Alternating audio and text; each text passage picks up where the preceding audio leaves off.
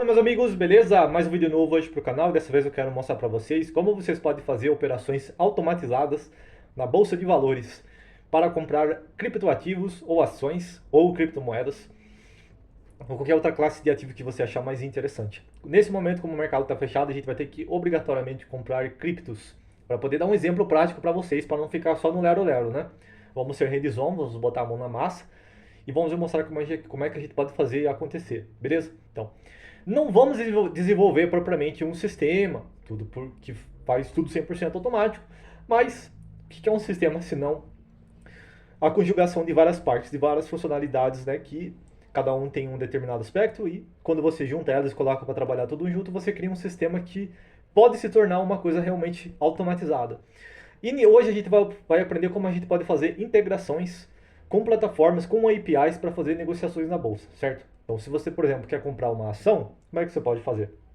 Bom, se você tiver autorização para você negociar diretamente na B3, ou na Nasdaq, ou na Bolsa de Nova York, provavelmente então você é um corretor. Agora, se você não tem negociação, se você não tem essa autorização, como é que você vai fazer? Então você vai buscar um corretor que é autorizado e você se torna cliente dele, você vai pagar uma corretagem, um FII para ele, você vai mandar uma ordem para ele, ele vai repassar essa ordem na bolsa, certo? E aí tem outro corretor que é a contraparte que vai fechar com essa ordem, vai casar com essa ordem e vai negociar lá e se tem uma parte comprando, tem outra vendendo e vice-versa. Então é assim. Então, antes de tudo, a gente vai precisar de corretores, sabe? Que vai fazer essa intermediação para nós, né? O middleman.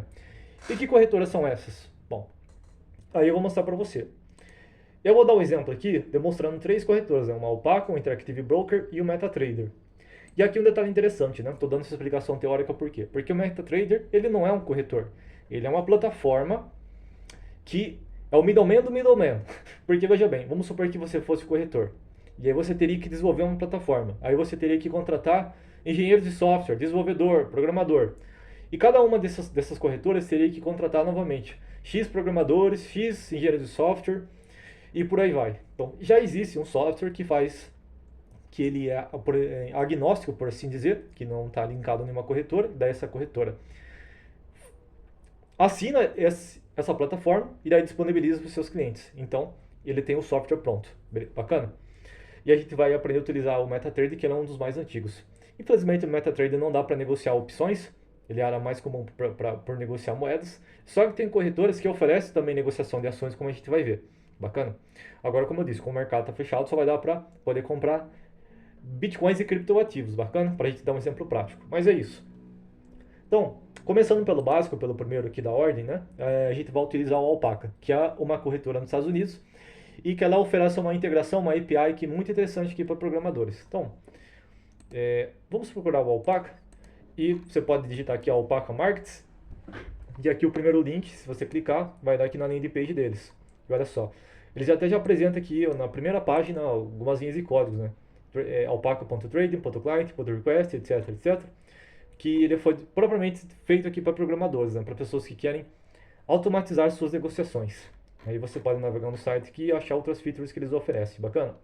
Então você vem aqui no Login, Trading API, clicando aqui vai abrir essa tela, aí você se cadastra. Vou até depois colocar o link na descrição aqui para facilitar para todo mundo. Depois você vai cair na homepage e aqui em Account e Orders vai aparecer as ordens que nós vamos enviar. E se as ordens já foram abertas, você vai estar em Positions, beleza? Então, vamos voltar aqui para o VS Code. Ah, e se você não sabe o que é o VS Code, que é essa plataforma aqui azul escura que você está vendo, você pode baixar e instalar ela. Por onde? Bom, se você tem dúvida, sempre comece procurando pelo Softpedia, tá? Então você vem aqui Softpedia, vamos digitar aqui VS Code. Se tiver, né, eu acho que vai estar só o Visual Studio. Tá, não tem, então vem aqui, Google VS Code, Download. E aqui você pode entrar nesse primeiro, no segundo link, baixar e instalar. Bacana, você vem aqui. Aí ele já pediu para selecionar uma pasta, baixar e instalar. Beleza, então baixa, instala. E aí a gente vai precisar do Python rodando no computador, certo? E como é que faz isso? Bom, é simples também, né? Você poderia digitar aqui Google, Python, download, install, daí você baixa, instala, mas eu não recomendo assim. Eu recomendo você fazer o seguinte. Vamos procurar aqui o Miniconda, vamos ver se tem o Miniconda aqui no Softpedia. Eu acho que não. Tá. Então eu recomendo que você faça o seguinte, ó. Miniconda. Já tem uma aba aqui, ó. Então você entra aqui, baixa e instala. Pelo Miniconda, tá? Aqui, ó. Você clica nesse link, baixa e instala. Por que eu recomendo ele? Porque ele é mais fácil, porque você consegue ter acesso a outras linhas de comando que você vai precisar futuramente, que ele vai habilitar para você o comando chamado conda. Então, se você for mais familiarizado com Python, ou se você ainda estiver aprendendo Python, você vai ver que tem algumas instalações que você faz pelo pip. Então, pip install, nananana. Vou até dar um exemplo aqui para você ver. Aqui, para a gente instalar a biblioteca do Alpaca, a gente vai usar isso aqui, ó. Pip install Alpaca Trade API. E tem outros que a gente usa o conda, né? Então seria isso aqui, ó, conda, certo? Então, baixando pelo Miniconda, ele vai baixar só o essencial para você, só a engine, e aí vai dar acesso aqui às funcionalidades do Conda. Então, recomendo muito isso. Beleza? Então, supondo que você já baixou, instalou o VS Code, já baixou, instalou o Conda, tá com o Python rodando, então a gente pode agora aqui começar a executar as ordens. E é o seguinte, o Alpaca ele tem uma biblioteca principal, né, que é essa aqui, ó, se a gente for clicar aqui, ele vai abrir no nosso GitHub, que é a SDK principal, né, o Software Development Kit, kit de desenvolvimento padrão. E depois tem uma aqui que é a extensão dele para o Python, que é o que nós vamos utilizar. Então, Alpaca Trade API, Python. Bacana? É essa aqui, ó. Depois pode ver aqui com mais cuidado. Mas então, os executantes aqui, ó, pip install Alpaca Trade API, a gente já pode, depois de executar, a gente pode importar a biblioteca. E aqui, inclusive, nós vamos precisar das chaves de acesso. E onde a gente vai conseguir a chave de acesso? Novamente, se a gente for procurar aqui na homepage, aqui, ó, na própria homepage, espera carregar, aqui eles oferecem a chave, ó, o endpoint. No caso, eu já vou explicar o que é o endpoint e aqui é a chave, né? Então você pode gerar outras chaves. E aí você vai ver que tem um par de chaves, né? Ou seja, tem uma chave pública e uma chave privada. O que é isso? É a mesma coisa como se fosse o e-mail. Então você tem um e-mail de identificação, por exemplo, joão@gmail.com, que é a chave pública, e depois a chave privada é o password dele. Então ele vai gerar um par de chaves. E aqui ele vai dar o endpoint, ou seja, aonde as requisições serão feitas. Para onde que ele vai enviar? Se for uma paper account, uma demo account, uma conta de teste, então é para esse link aqui, para esse endpoint, paper.api. Se as negociações foram reais, o endpoint é outro. É assim que funciona o sistema deles. Então, aqui então, tem a base URL, né? Então, no caso aqui, quando as negociações são reais, você usa esse endereço. Quando é uma conta demo para teste, né, para a gente brincar antes de colocar dentro de verdade, a gente usa essa conta chamada paper API Alpaca, beleza? Então, e aí é o seguinte, então, importamos aqui o Trade API, daí usamos o comando REST, aí eu passo a chave, essa aqui é a chave pública, a chave privada, chamada de secret key, a base, no caso aqui vai ser a conta demo, e a versão que é a versão 2. Aí ele instanciou para nós um client, como se ele tivesse feito login, como se ele tivesse se conectado a esse endereço aqui, usando essas chaves. Então ele já sabe que é você, já sabe que você é o cliente. E aqui ele vai oferecer um método, tá? Isso aqui, quando a gente aperta ponto, ele vai oferecer vários métodos. Olha que interessante, olha quanta coisa tem aqui. Mas nós vamos usar o método submit order, ou seja, envia a ordem, receba a ordem, execute essa ordem. E aí temos que passar alguns parâmetros, né? Então, se a gente colocar o mouse em cima, o IntelliSense vai demonstrar quais parâmetros a gente pode passar aqui. E é por isso que eu acho tão interessante aqui usar o VS Code, porque ele tem um IntelliSense, né? Então, quer dizer, ele consegue reconhecer os parâmetros disponíveis para essas funções aqui de forma bem legal, né? E bastante interativa. Coisa que essa experiência não é o mesmo quando você usa o Google Colab, né? Ele até te dá em alguns casos aqui, mas não é tão boa aqui como no VS Code. Beleza? Então, olha só. Então, o que é importante? A gente precisa definir o símbolo, no caso é o BTC-USD.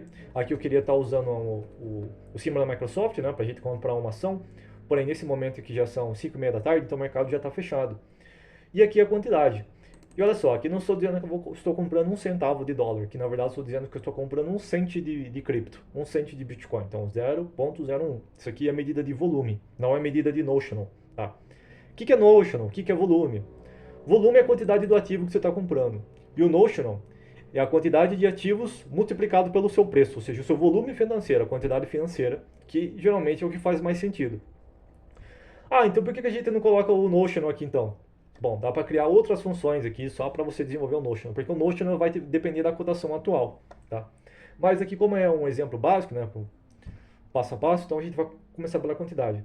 Depois o side. O que é side? Bom, na bolsa de valores lá você tem um lado comprador e um lado vendedor, ou seja, o sell side e o buy side. No caso aqui é o lado comprador, ou seja, nós estamos comprando um ativo. Se estivéssemos vendendo, seria sell, certo? Como é que eu sei os valores que eu tenho que colocar? E se fosse sell aqui com letra maiúscula? E se fosse sell aqui com apenas uma única letra? Como é que eu vou saber? Bom, isso depende. Você pode apertar com 3 passos e checar, né, se o IntelliSense vai sugerir algum código para você. Se ele não sugerir, você pode vir aqui em cima e aí ele vai ter algumas definições da função, né? Então aqui o side está dizendo, ó, buy or sell. Tá? Nem todas as funções aqui são claras, a gente tem essa documentação bem clara, mas no caso isso aqui é, né? Tá bem, né? O programador deixou bem claro aqui para nós. Então isso aqui facilita muito. A documentação dele ajuda. Depois temos o type, ou seja, a ordem de mercado, quer dizer, geralmente existem dois principais tipos de ordem, né? As ordens pendentes para serem executadas quando determinadas condições foram satisfeitas, e tem as ordens a mercado, que eram para serem executadas imediatamente. As ordens pendentes são aquelas que oferecem liquidez para os mercados, então, geralmente, elas têm um custo de corretagem menor, então a bolsa ela favorece as ordens pendentes porque você está dando liquidez para o mercado, e as ordens a mercado você está tomando liquidez, ou seja, você está pegando aquilo que o mercado está oferecendo, as posições que estão lá, e você está sendo a contraparte, você está tomando a ordem lá, você está tirando a liquidez do mercado. Então, as taxas, as comissões podem ser maiores, pode ser até 5 vezes maior. Tá? E o tipo de ordem aqui, como é que ele vai ser executado? Geralmente eu gosto de colocar o day aqui, ou seja, para a ordem ser executada no intervalo de um dia. Mas o cripto exige que seja o IOC. E aqui tem vários modelos, aqui você pode depois pesquisar ali sobre isso. Que aqui entra realmente detalhes bem técnicos, né? Porque tudo que a gente queria aqui era enviar uma ordem e pronto, né? Se eu tentar executar, não vai dar certo. Por quê?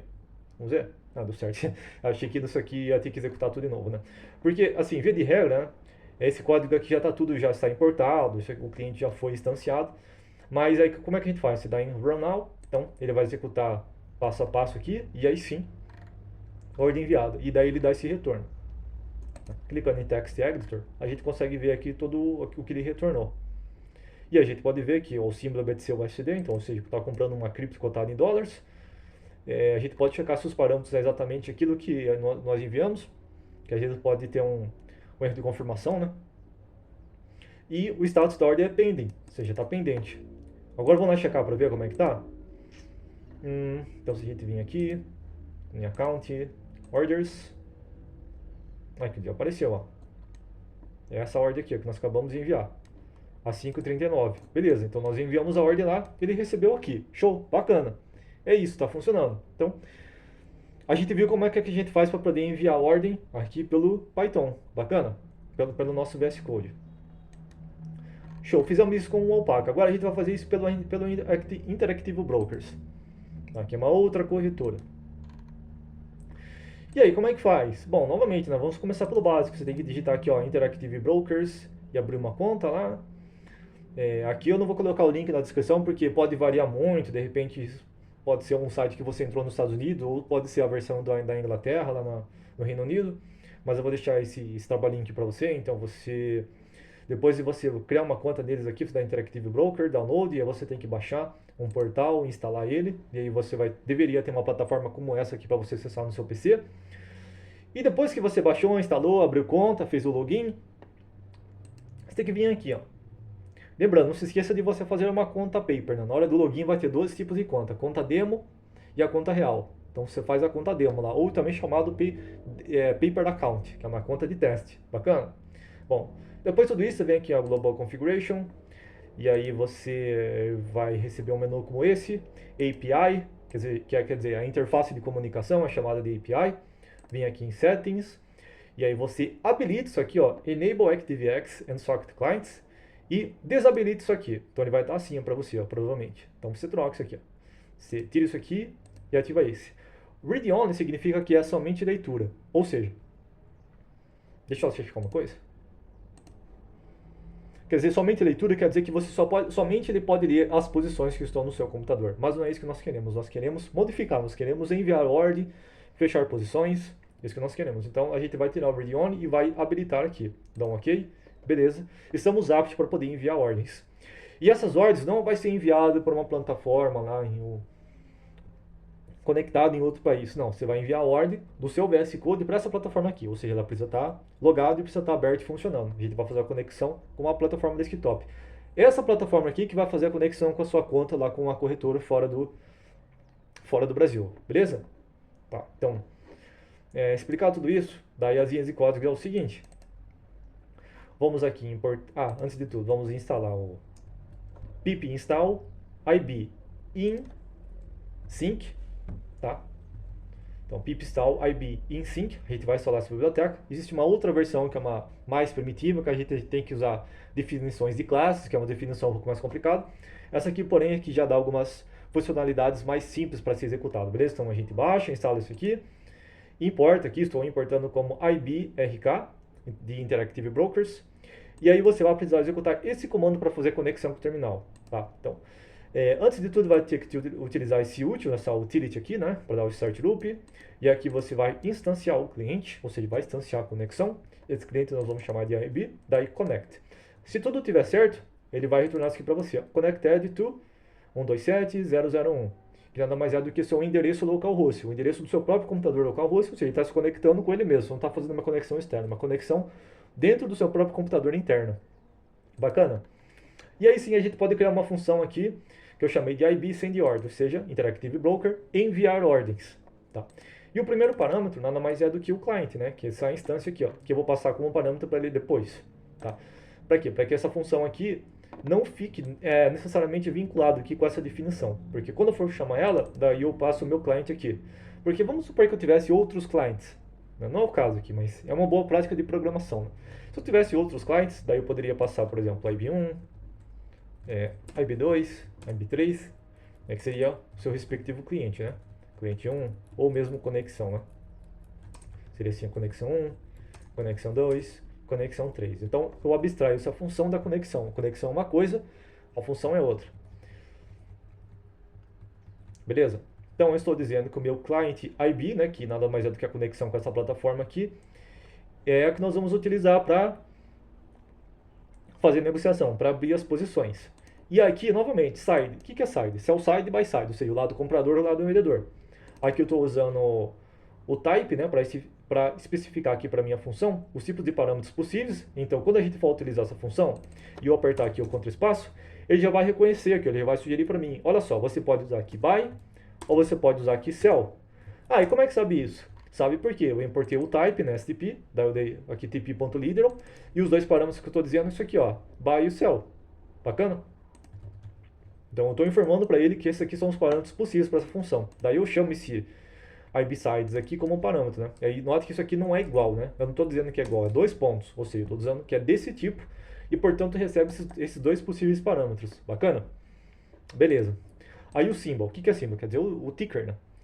Geralmente as plataformas chamam de symbol porque ticker nas plataformas não necessariamente é igual ao symbol, né? Porque pode ter uma modificação. Por exemplo, a gente pode entender como ticker, isso aqui, ó, ticker MSFT, que é o código de identificação da Microsoft. O symbol pode ser isso aqui, ó. Igual, hashtag MSFT. Tá? Então ele pode ter uma pequena diferença. Então isso que é symbol, quer dizer, é o código de identificação da plataforma, que geralmente pode variar. Quantidade, ou seja, quanto desses ativos eu estou comprando. Exchange, tem que especificar até em qual exchange você quer comprar. Aqui já estou deixando smart para ele ser esperto, para identificar automaticamente para nós. E o tipo de moeda, que no caso é o US Dollar. Então, essa plataforma aqui é bastante detalhada, tá? O que é bom e ao mesmo tempo, né? Para quem quer detalhar tudo o que quer fazer é bom. E por outro lado, quem quer uma coisa mais simples, fica mais complicado. E aí, eu dou aqui ibrk.stock. Vamos ver se aparecem outros tipos aqui para nós. Hoje já identificou. Se fosse option, poderíamos usar a opção aqui. Quer dizer que o contrato seria um contrato de opção. Mas no caso aqui vai ser stock, certo? Aqui eu passo o símbolo, exchange currency, né, que são parâmetros obrigatórios necessariamente. E aqui ele estou identificando um contrato, ou seja, um contrato de ação. Aí, depois em BRK, Market Order, quer dizer, uma ordem a mercado. Existem outros tipos de ordem. Vamos ver se identifica, se passar aqui, ó.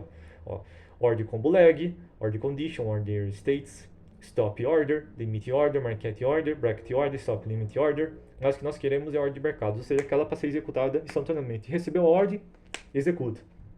Bacana. Então, o tipo, se é a ponta compradora, vendedora, é a quantidade. Aqui eu tenho a ordem. E aí sim, aqui eu uso minha conexão, né, que eu estou recebendo como parâmetro de meu cliente, para colocar a ordem no mercado. Aí eu passo o contrato e a ordem. E aí, vamos ver se isso aqui está funcionando? Olha só, então, run now. E ele conectou. Não, não conectou. Olha daí. Aqui, ó. Isso aqui pode ser executado uma vez só, tá? Ele é bem chato aqui, ele não é simples não. Então o que eu vou fazer? Eu vou limpar tudo, reinicializar a minha conexão aqui e vou dar run now. E tem um sinalzinho vermelho que está acontecendo. Vamos checar aqui. Nosso OBS. Aqui está ok. Ó, ele já apareceu aqui para nós, ó. Order field, ou seja, ele já enviou a ordem, deu certo. Aqui, ó. Mesmo o mercado está fechando, ele recebeu a ordem, porque essa plataforma aqui é mais inteligente, ela é mais sofisticada. Ela deixou a ordem pendente e vai ser executado quando o mercado estiver aberto. Pelo menos essa é a minha interpretação. Tá. Então isso pode variar de corretora para corretora, ou executando no aftermarket. Acho que é no aftermarket. Tá, isso aqui precisa ser checado, tá? Não é que eu tenho uma bola de cristal, é que cada corretora aqui pode ter a sua forma de negociação. Então olha só, já está com 20 posições aqui, porque eu já havia feito um teste antes, estava funcionando, né? E agora aqui abriu mais 10 posições, então totalizou 20. Bacana. E é isso. Então a gente viu aqui como é que a gente faz para enviar ordem para o Active Broker, beleza? O que falta para nós? Falta o MetaTrader. Lembra que eu falei, o MetaTrader ele é uma plataforma que ele apresenta o software que faz a integração com outros corretores, e assim as corretoras não precisam gastar rios de dinheiro com programadores e sistemas desenvolvendo uma plataforma como essa aqui para nós. Então, agora a gente vai ver com o MetaTrader. E o MetaTrader também é interessante, né? Porque está tocando nesse assunto, né? Quando você vai abrir uma conta nova, ele pode ter várias sugestões de corretoras, né? Então você digita aqui Find Your Company. Então eu digitei aqui Admirals e ele já achou isso aqui, ó, que é essa conta que eu abri para poder fazer negociações, inclusive com ações. Porque o Forex, ele tem esse estigma, aliás, o MetaTrader tem esse estigma aqui de fazer negociações apenas no Forex, apenas com moedas, né? Mas, dependendo da corretora, ela pode negociar aqui, inclusive títulos acionários, beleza? E aí, vamos ter que procurar uma corretora que ofereça isso. E no caso, que é a Admiral Markets.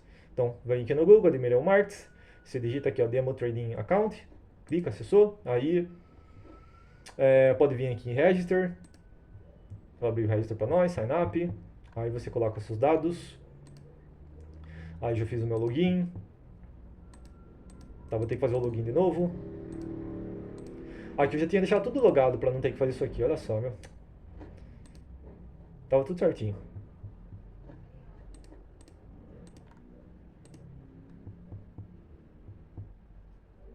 Tá. Vamos ver.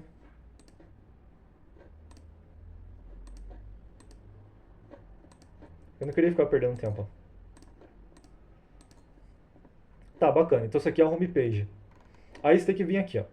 Manage your accounts. Ou seja, suas contas disponíveis. Aí você vem aqui em demo, conta demo, beleza? E aqui você dá aqui, ó, add account, ou seja, adicionar uma nova conta. Aí quando você adicionar, aí você tem a opção de conta trade ou conta de investimento.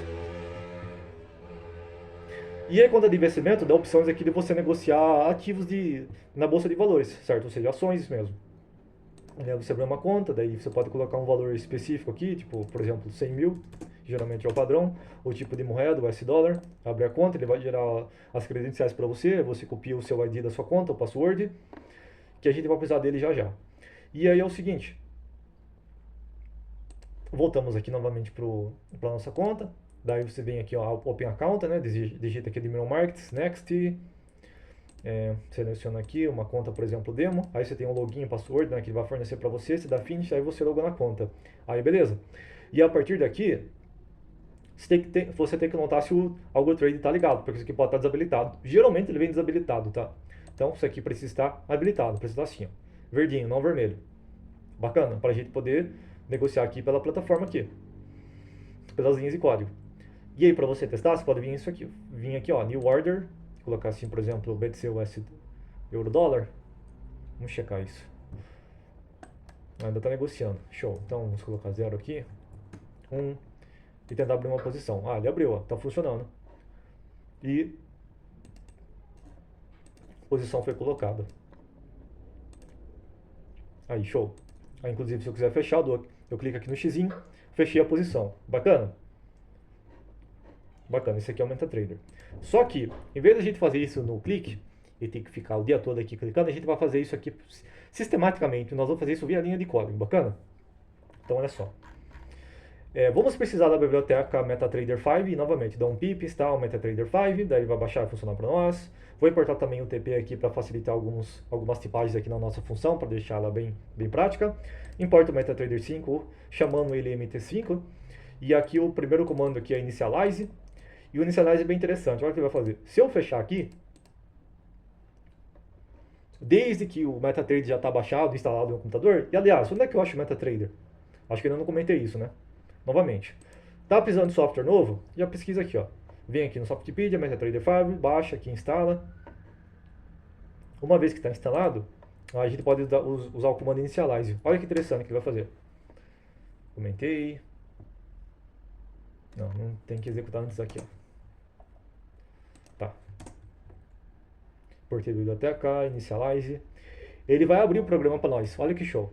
Então, novamente, isso significa que as ordens que eu vou enviar não vai ser diretamente para a corretora, para o broker. Ele vai ser para a plataforma, ou seja, para o software que está instalado, e a plataforma aqui, o MetaTrader, que vai repassar para o broker. Bacana? É assim que funciona. E aqui deu truque, ou seja, já foi inicializado. E aqui eu preciso passar 3 variáveis, uma que eu chamei account, 1, 2, 3, 4, 5, 6, o password, que novamente é fornecido lá pela corretora, 1, 2, 3, 4, e aqui o servidor. Já pode ser isso aqui, ó, Admiral Markets.global, por exemplo. Mas você tem que ver as credenciais que ele fornece para você. E aí o que eu fiz? Aqui foi o seguinte, ó, coloquei 3 pontos, dei 2 cliques aqui no lado, aí ele ocultou para mim, para não exibir minhas credenciais aqui. Bacana? Então, assim que você faz para você ocultar uma linha de código aqui e não ficar visível. Então, olha só. Aí, inicializei, fiz o login, account not defined. Tá, vou executar esse trecho aqui também, bacana. Aqui, fez o login. Agora sim. Aí, olha só, eu criei uma função, olha só, estou usando o comando def. Aqui, ó, def, mt5, function, 2 pontos, e aqui dá um return, por exemplo. Uma função que retorna 1, 2, 3. E é assim que você cria funções aqui em Python. Bacana? E aqui eu estou criando uma função, por quê? Porque eu posso exportar isso aqui para um outro arquivo e posteriormente usá-la de novo. Então nós não precisa reescrever todo esse trecho de código aqui novamente. Você faz um trecho de código, testa ele, está funcionando, bacana, então depois reutiliza esse trecho de código, passando só os parâmetros essenciais, que é o que a gente precisa. E aqui eu estou definindo o tipo de tick, porque é assim, né? Cada corretora aqui tem as suas especificidades. E aqui a gente vai dizer se o preço, se a cotação do ativo que a gente vai utilizar como referência para poder comprar ele, olha só, por exemplo, vamos pegar um ativo aqui, o euro-dólar, que é os par de moeda aqui, que é a cotação entre o euro e o dólar. Se a gente for abrir e dar 2 cliques aqui, ó, vai ter 2 cotações, o ask e o bid, tá? O preço de compra e o preço de venda. Essa diferença aqui é chamada de spread, tá? Então, ou seja, quando eu vou comprar, eu tenho que definir se eu quero comprar no preço, ao preço de compra ou preço de venda, tá? Então a gente faz isso, dizendo que, no caso, se for para comprar, a gente vai utilizar o ask. Se fosse para vender, seria o bid, tá? Bacana? Então esse aqui é o tick, né? Qual desses ticks nós vamos escolher? Se é o superior ou inferior. Se é o ask ou o bid. E depois aqui o deviation, quer dizer, o desvio. Isso aqui não necessariamente você precisa passar, mas eu estou demonstrando aqui todos os principais parâmetros que a ordem pode requerer para você. Aliás, se ela não requerer, ou ao menos você pode configurar a posterior para você deixar isso aqui bastante customizado. O deviation, ele é muito interessante no caso para você evitar o problema de slippage. Slippage, tipo assim, é quando o mercado tem muita negociação e ele está muito volátil, né? Tem muita gente comprando e vendendo ao mesmo tempo, e aí você coloca assim, ó, eu quero um desvio de até 10 pontos. Ou seja, eu só aceito uma variação de 10 pontos percentuais para cima ou 10 pontos percentuais para baixo. Não mais que isso. Bacana? Porque às vezes você coloca, tipo assim, eu quero comprar uma ordem aqui, uma ação que está custando 100. Só que de um momento para outro ela varia muito. Sei lá, por exemplo, foi a 104, 105. Não, mas você queria comprar assim, já está 105, já está 106, já está 108. Não aceita tudo isso. Então você pode configurar esse deviation e dizer que é o limite máximo da slippage, né? Que é até onde você aceita, até a variação que está aceitável. Bacana? O número mágico é apenas um número de referência. De repente você tem um sistema aqui que está enviando ordens e você, a hora que você for ver, todas as ordens enviadas aqui no history tem um bocado de ordem, você fica confuso sobre tudo isso. Se você tem um sistema aqui que ele define um número mágico, então você pode identificar ele aqui. Inclusive você pode fazer isso pelos comentários, né? Por exemplo, comente alguma coisa aqui, tá? Então os comentários também aparecem lá. Se você colocar aqui, ó, columns, commission, comment ou magic number, também aparece o número mágico e os comentários. Bacana? Então, vou tirar isso aqui, que não é o caso. Isso é tudo para ajudar a identificar as ordens que foram enviadas. Tá. E é o seguinte, quais são os parâmetros principais? O primeiro dele é action, porque nós estamos enviando uma ordem aqui para a plataforma, certo? E existem vários tipos de ordem. Por exemplo, se eu colocar uma ordem aqui, novamente, eu vou comprar um pouco aqui de euro-dólar. Ah, o mercado já fechou. O mercado já fechou. Vamos ver se eu consigo trocar aqui para um Bitcoin da vida.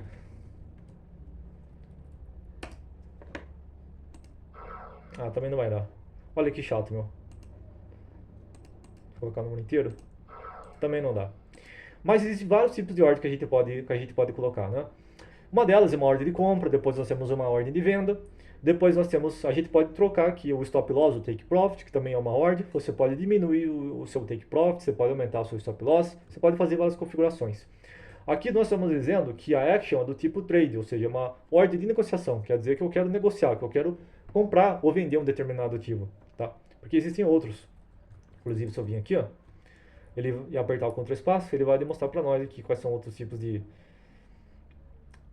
outros parâmetros possíveis. Mas no caso aqui é uma ordem de negociação.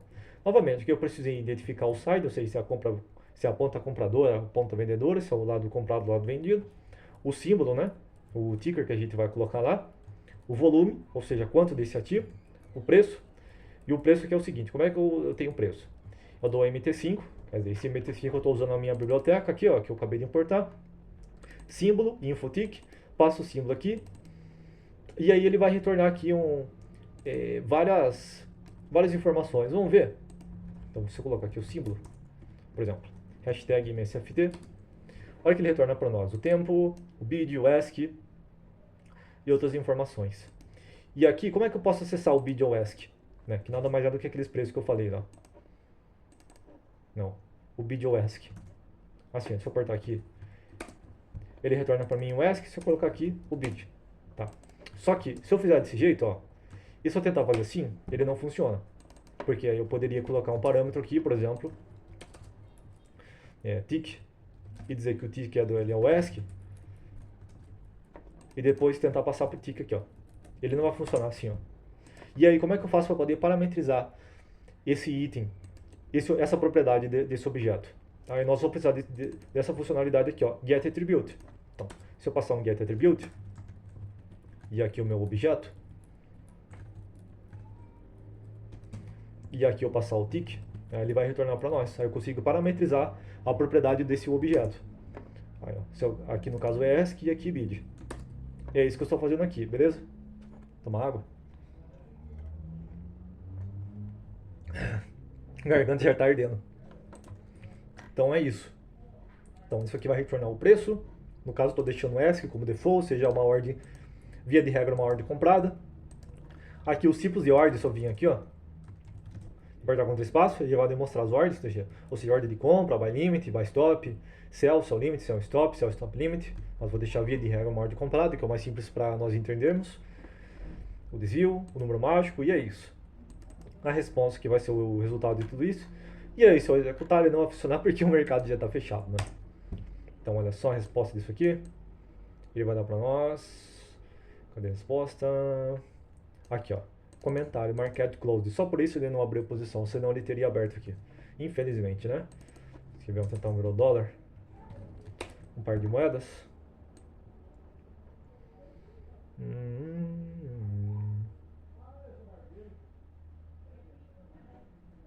Aqui é market close. Não vamos conseguir nem comprar nenhum tipo de ativo. Mas assim, pessoal, é assim que envia ordens, tá? O vídeo já deu 36 minutos e tá bem detalhado. E aí, como eu disse pra vocês, né, teria outras coisas que a gente poderia fazer, né? A gente poderia, por exemplo, aprender agora a fechar todas as posições. Eu vou salvar tudo aqui. E eu vou demonstrar como fazer isso agora pelo Alpaca e pelo MetaTrader. Pelo Active Brokers não, porque é um pouquinho mais complicado e é uma plataforma que tende a gerar mais dificuldades.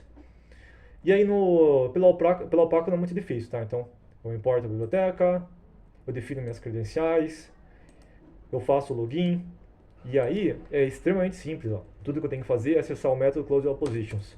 Eu vim aqui, ó. Infelizmente o IntelliSense não reconheceu. Eu aperto Ctrl espaço aqui. E dessa vez ele não reconheceu, mas se eu clicar aqui, ó, ele executou para nós, Close All Positions. E tanto é que, se eu tentar executar uma segunda vez, vamos ver a diferença. Aqui, ó, 403. Por quê? Porque já não tem mais posições abertas para poder fechar. E se você for buscar, ó, status 200. O que é status 200? Basicamente é uma forma que os programadores se conversam entre si, né? Então você vem aqui, ó, status 200. Ok. Ele está dizendo para nós, ó, tá, eu recebi sua ordem e fechei as posições. Agora vamos ver a segunda resposta, 403. Se a gente digitar aqui 403 para ver o que aconteceu, forbidden, ou seja, proibido, negado, não aceito. Por quê? Porque as posições já estão fechadas. E se a gente for checar lá na plataforma do Alpaca de novo, nós vamos descobrir que não tem mais posições abertas. Ou se ainda tem, é porque o mercado... ou porque registrou o PNL. Mas é isso, beleza? Tá, então assim, dessa forma a gente fecha as posições aqui pelo Alpaca. Essa funcionalidade não foi eu que fiz, tá? É a própria aqui da própria biblioteca. Quando você cria a instância de client, ele já oferece aqui Close All Positions. E aqui no MetaTrader dá um pouco mais de trabalho, novamente. Importa as bibliotecas,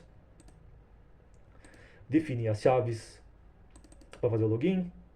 Eu acesso aqui, ó, inicializo, faço o login, bacana. Aqui eu crio uma função. Aqui eu só defino ela e aqui embaixo eu executo. Daí essa função, normalmente, né, eu vou precisar de algumas configurações padrões, tipo o desvieixo, seja a zipagem máxima que eu aceito, o número mágico, comentário. E aqui, o MT5 vai oferecer o seguinte método. Olha só. Positions, aqui não apareceu aqui, ó. Mas era para ter aparecido isso aqui, ó, positions.get. Ou seja, ele vai retornar para nós todas as posições que estão abertas no MetaTrader, no formato de um array, tá? E depois das respostas eu crio um array vazio, que eu vou fazer um loop, eu vou iterar sobre item por item desse array.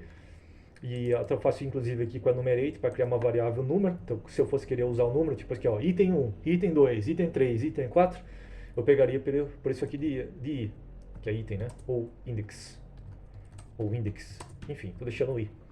Mas o x no caso aqui realmente seria a nossa posição, né? Bacana. Ah, e como é que eu fiz aqui para alterar todas essas variáveis simultaneamente? Bom, eu venho aqui em cima, aperto F2, e aqui se eu quiser colocar, por exemplo, novo nome, ele altera para nós em todos os lugares. Bacana, mas estou deixando como x mesmo, para ficar bem simples. X quer dizer o item aqui da nossa lista. Quer ver? Para ficar bem simples? Então, olha só. Lista, aqui não pode ser lista assim, ó. Coisa assim, ó. List, que é um array, que é o 10, 20, 30, 40, 50. E aí se eu for iterar, x, que é o i, e x em list. E aqui usando enumerate, olha como fica. E se eu for printar, i, x, ele está dizendo, o item 0, que é o primeiro item, né, que o computador passa a contar a partir do 0, é o 10. O 1 é o 20, o 2 é o 30, e assim por diante. Então é isso que nós estamos fazendo aqui, nós estamos iterando item por item. E é o seguinte,